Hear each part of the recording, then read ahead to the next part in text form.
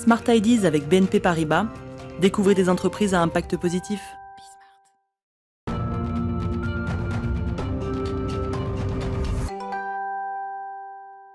Smart Ideas, la bonne idée du jour est signée Eric Estegassi. Bonjour, vous êtes le président de Red Green. Votre objectif, votre mission, c'est de mettre la RSE au cœur du voyage, c'est ça ?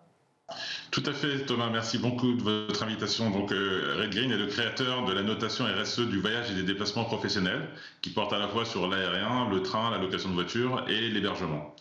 Et l'intérêt, c'est de permettre aux voyageurs d'arbitrer et de comparer entre les différentes compagnies, les modes de transport et les hébergements, et de pouvoir ainsi choisir le voyage qui a le moins d'impact possible en termes de RSE. Donc votre clientèle, vous vous adressez vraiment aux entreprises et la question, l'enjeu, c'est le voyage d'affaires pour vous? Alors pour nous, c'est à la fois le voyage d'affaires et le voyage de loisirs. C'est vrai que c'est beaucoup plus intéressant pour le voyage d'affaires parce que vous avez beaucoup plus de données et de statistiques et que l'entreprise peut piloter ainsi sa politique voyage et savoir en temps réel ce que font ses voyageurs et pouvoir ainsi piloter l'impact de ce qu'elle souhaite mesurer en termes de RSE. Alors on imagine pour les utilisateurs, qu'est-ce qu'ils voient sur le site? C'est une sorte de Nutri-Score du voyage, on peut dire ça comme ça?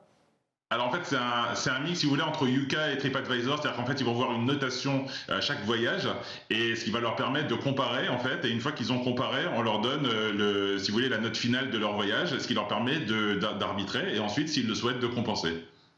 Comment vous décidez de donner une bonne ou une mauvaise note à un hôtel, par exemple?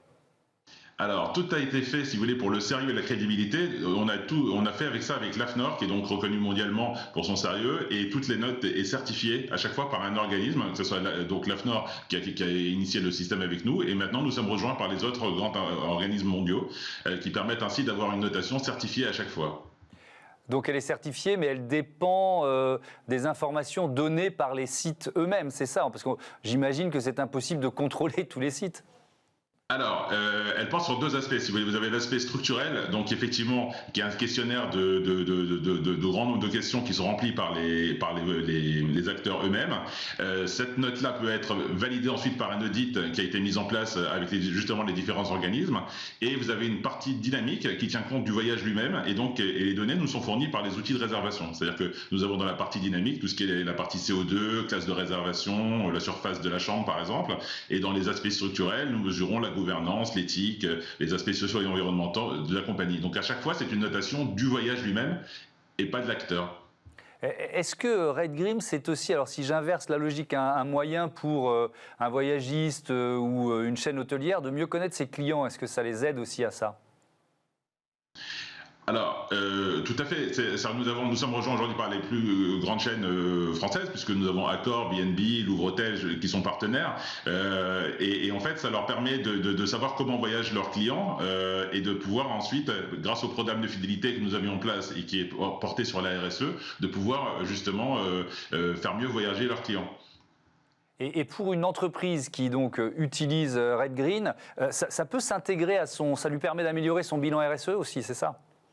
Ah, tout à fait, puisqu'en fait, elle va pouvoir ainsi savoir ce que font en temps réel ses voyageurs, et ensuite, ça mesure l'impact de sa politique, puisqu'elle peut décider d'en faire un critère plus ou moins contraignant de sa politique voyage. C'est-à-dire, par exemple, de décider que tous ces voyageurs voyageront avec une note minimale de 6 sur 10 ou 7 sur 10, et ainsi de pouvoir le mesurer de façon avec des statistiques précises. Et ça lui permet également ensuite de pouvoir dire qu'elle souhaite compenser l'impact finalement de ses voyages en payant par exemple la compensation carbone. Mais si vous voulez, c'est un outil qui permet d'arbitrer a priori et non compensé. Dernier mot rapidement, donc dans RSE, il y a la partie sociale, sociétale, environnementale. On peut décider de mettre le curseur sur l'un ou l'autre de ces critères? Alors, non, justement, nous avons souhaité que ça soit un critère de la RSE globale de façon à avoir une notation standardisée. Parce que si vous voulez, les critères de la RSE sont larges et permettent d'englober à la fois de comparer du train et de l'avion et de l'hébergement, alors que si nous nous basons que sur un seul critère, les éléments comme le carbone, par exemple, il y a trop d'aléas. Donc, l'AFNOR a souhaité que ce soit vraiment sur tout l'ensemble des critères qui permettent de définir la note. Merci Eric Estégassy. Bon vent à Red Green. À bientôt sur Bismart. Voilà, c'est la fin de cette émission. Je vous donne rendez-vous demain 9h midi 20h30 sur les box ou 24h sur 24 sur bismart.fr. Mais enfin attention à l'indigestion quand même. Salut à toutes et à tous.